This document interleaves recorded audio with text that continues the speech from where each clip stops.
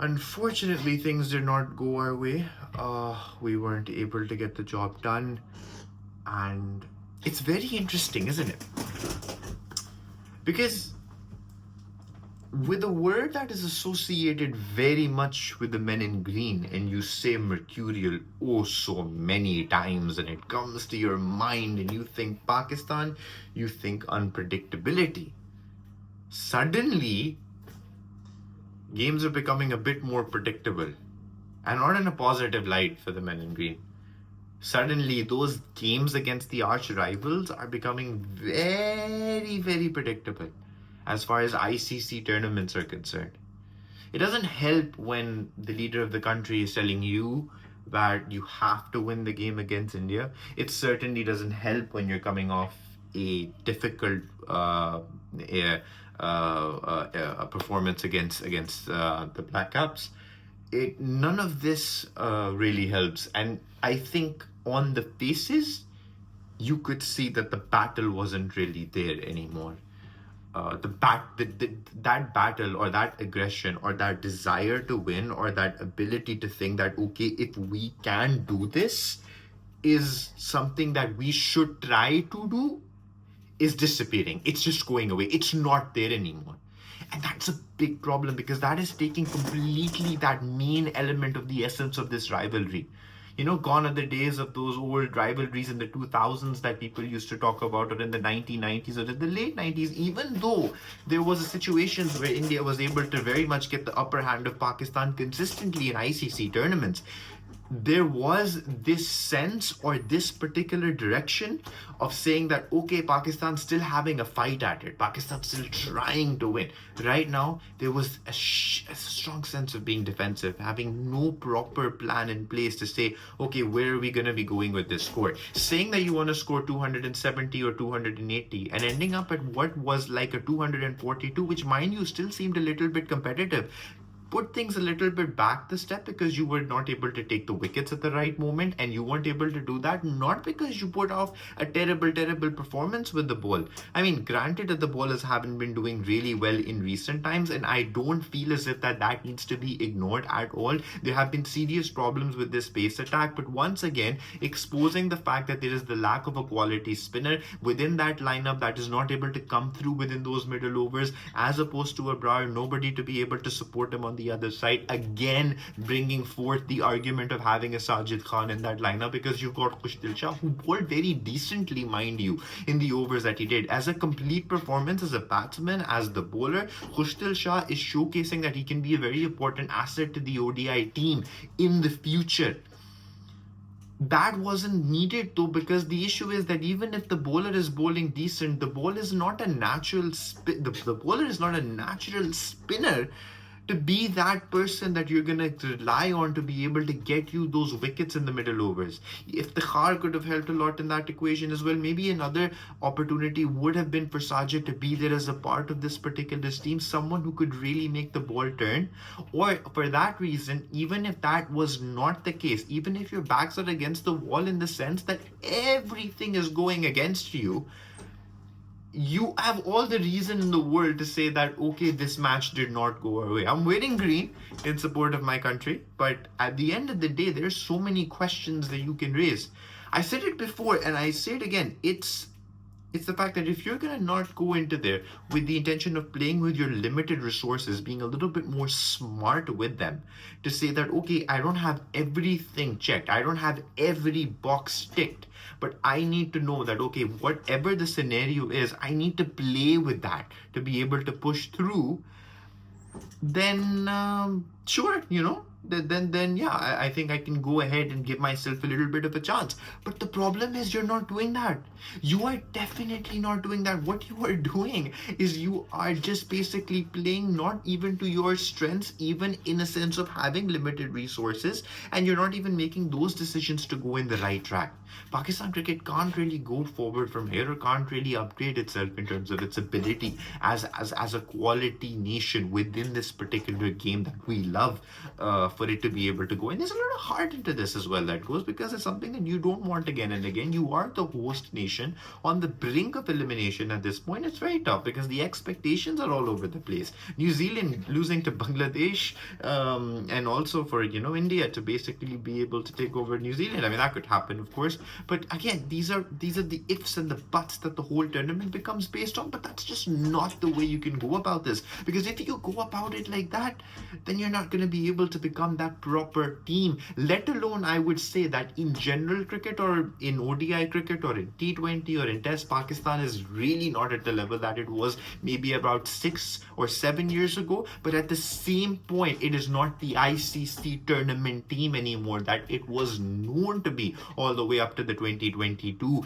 T20 World Cup. After that, it never even felt like an ICC tournament team. Look at the 23 World Cup. Look at the performance in the 24 ICC World T20, losing those games and coming here into the 2025 Champions Trophy, the big ICC tournament of this year. Things not falling into your favor as well, completely having a terrible dismal show against New Zealand, and then coming off after that show, having one show that you were never really in the game against India. There were some slight little glimpses of thinking that things were coming together, but even then things did not really come together because the same issues were rehearsed every single time.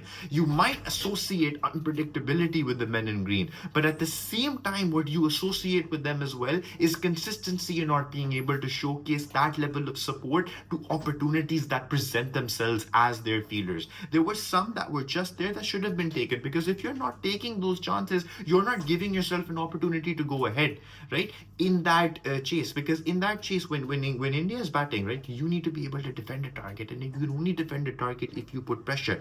Pressure comes through two things: A, wickets falling, and B, dot balls. And dot balls will only come through because when dot balls happen, then that puts a risk factor that, okay, I'm going to take a little bit of a chance. And then when that chance is to be taken and that chance is not held on, it just psychologically puts the batsman in a flare that, okay, I feel a little bit more comfortable with things because, okay, I need to be a bit more cautious, but at the same point, the catches are not being taken, so it just comes into full flow. Then you will consistently look at the bottom line saying that, okay, dropped at 33, dropped at 33, dropped at 37, dropped at 49, and it just goes on, and the score goes. Shubman Gill in excellent form, playing all the way through. It was such a smooth performance because it's not as if that there's something exceptional happening here. It's just a country or a team that's just playing to its strengths or showcasing the quality that has come forth so far. And the only way you could have created an opportunity here was through psychology. And psychologically, you would have only been able to create an impact if you did take those chances. Because when you are able to take those catches, when you're able to hold on to those, then you are able to put in a psychological confidence within your bowlers to say that, okay, we can deliver. Okay, we can really push this through, or put a fear in the batsmen who are chasing down a score. Because regardless of which team is playing, when it's a Pakistan and India match, or which kind of players are playing, it will always be a high voltage match, right? Because for the Pakistani camp right now, as the very much established underdogs within this particular decade, as was after the 2010s, it has been that what if, maybe, is there a chance, can we, okay, there's like 10 out of a 1, is that gonna happen? No. And that's the issue, because the self-belief is gone completely. That's where the problem comes. It's when the self-belief disappears. And this self-belief disappearance did not start, mind you, the self-belief that has disappeared right now did not start during the ICC during particularly a long time ago when ICC tournaments took place, or like 2011 or 2012. They were all heartbreaks that came through. The psychological depreciation, or basically that level of like just going back to the drawing board and being able to think all over again and having that mental block, it actually started when 350 plus runs were put on the board by Virat Kohli and KL Rahul, and that came at the Asia Cup of 2023. After that, it completely was something that never, I think, Pakistan, even to this point, has not been able to recover from in white ball cricket. There have been chances or opportunities, but it's just not been the same. I mean, this was a big advantage to win the match because Bumrah wasn't also playing, so India wasn't coming ahead with their strongest pace attack. This wasn't India's bowling at its complete 100%, so it was a good opportunity. But that's not how it works. So you're gonna set on chances that okay, this person's in there, this person is in there. Because India, at the end of the day, they have their Kuldeep, they have their Jadeja, they have a good bowling outlook. They do. There's no denying that. But why aren't the men in green capable of just understanding that these are the shortcomings and we need to come out of them? Because there was a long time ago when Nasir Hussain talked about the Indian fielding and said something a little bit derogatory towards them as far as their fielding efforts were concerned. Look at how far India has come in the fielding departments, and their drop catches happen all the time. It's part and parcel of international cricket. But the consistency at which those catches get dropped, or the level of fielding that improves over time, that's just not there with Pakistan. It feels as if it's just been stuck in that little bubble. So there's any form of consistency with this team, it's the fact that they haven't been able to progress in their ability to play this game and their ability to adapt to modern day standards. It's moved far, far ahead. Massive, massive changes are needed. You don't want to sit here and say, you want to support your team, but if you're going to make decisions that are completely self-destructive, that you're not going to go with a frontline spinner in that lineup, you are not going to be able to understand what it means to be ahead of the run rate, because that is what's going to push you to be able to put on the better totals that are going to bring that attack. Mind you, the way India started the first 10 overs, they were always ahead of the game. They were always ahead of it because they were trying to be ahead of it. You need to do those things, otherwise it completely falls apart. Australia were losing wickets yesterday against England, but they kept on pushing.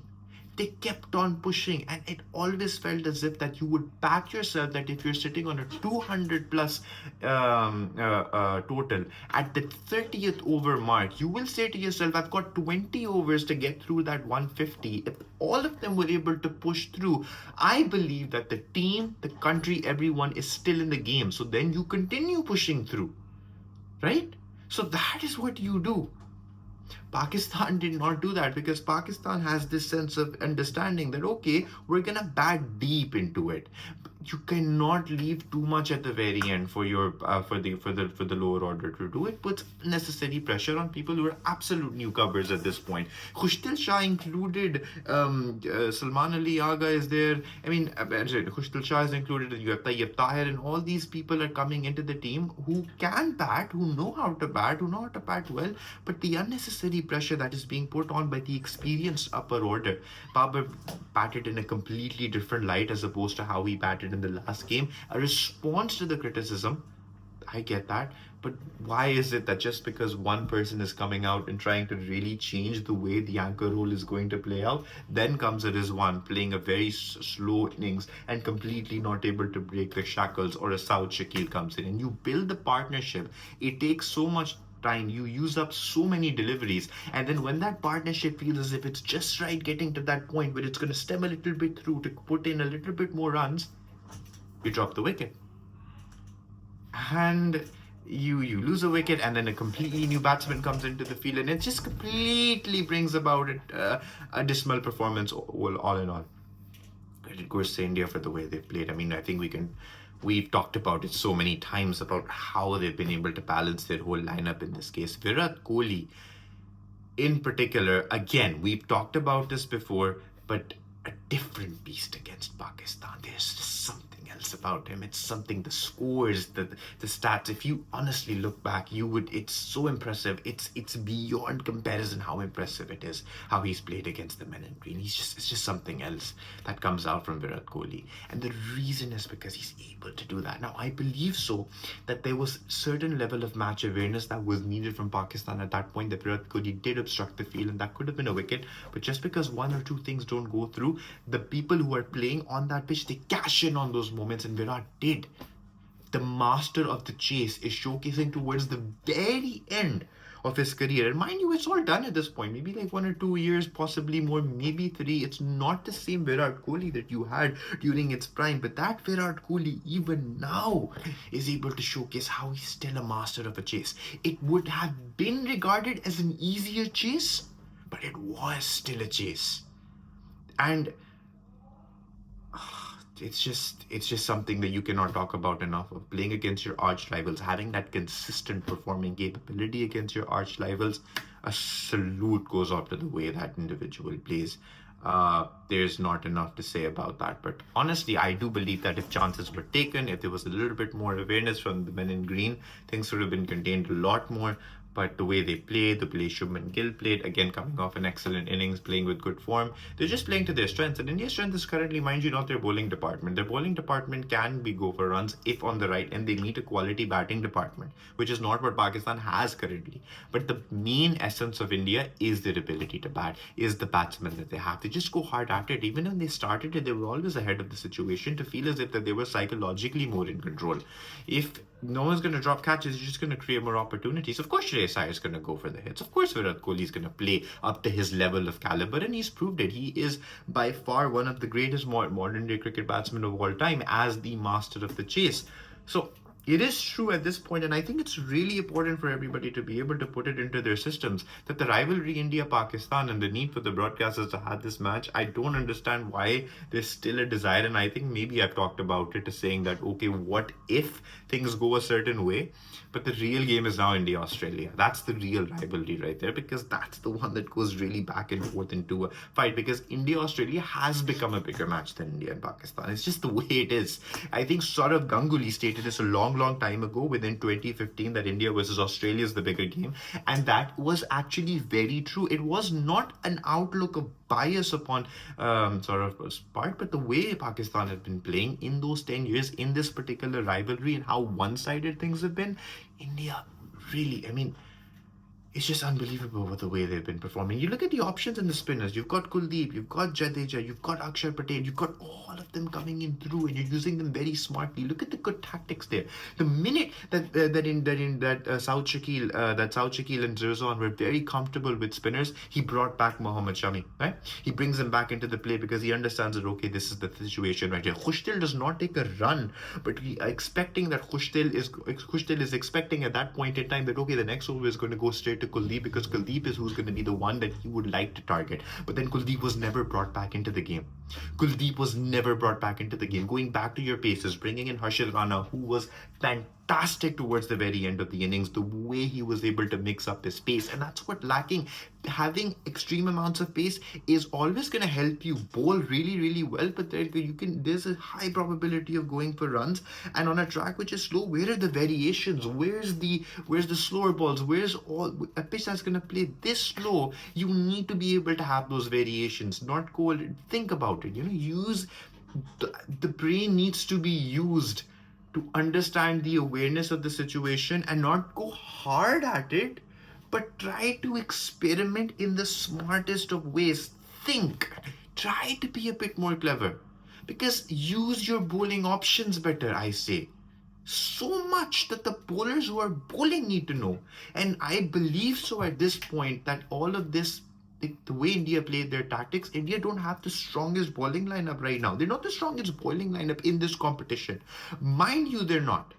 But even then, they're able to smartly just mix everything up and just be able to push through.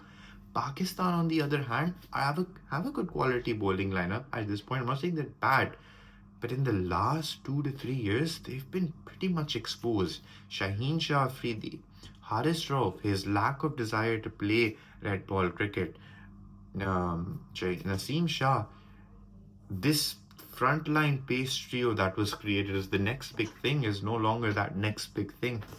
It goes on, but you have to really go back to the drawing board, try other options, experiment, bring forth back the reputation of being the baseball factory that you've been known to be. Bring things back, because there's always going to be emotion, there's always going to be hope. It's ifs and buts to an extreme extent at this point, but Pakistan getting this early into an ifs and buts situation is something that's been happening very recently, and it's not going to work and it is honestly something that is a 1 out of a 9, and you do not want to rest your chances of a 1 out of a 9.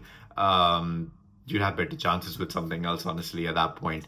But 1 out of a 9 is not going to get you through into the semifinals, and if it did, that it's undeserving, because that's just brushing things under the carpet. Pakistan used to be the ICC tournament team, no longer so. But of course, the men in blue, their dominant performance in ODI cricket since 2010, it has been the affirmation of being the dominant ICC ODI team and the ICC tournament team. And they are that team for the way they've played. No denying that. Well, that's more than what we can say at this point. Hope for the best. A lot to think about going back to the drawing board. Pakistan should not be thinking about the Champions Trophy right now. Pakistan shouldn't be thinking about what happens tomorrow. Pakistan should not be thinking about what happens in the game against India and New Zealand.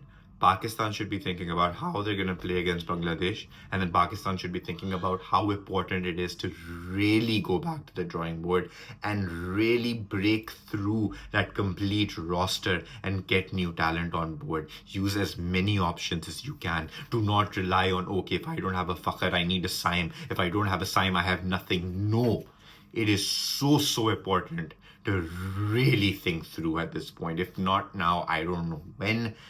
But that's all I can say at this point. So watch them, but really, this is something that the next part needs to be thought through at this point. But yeah.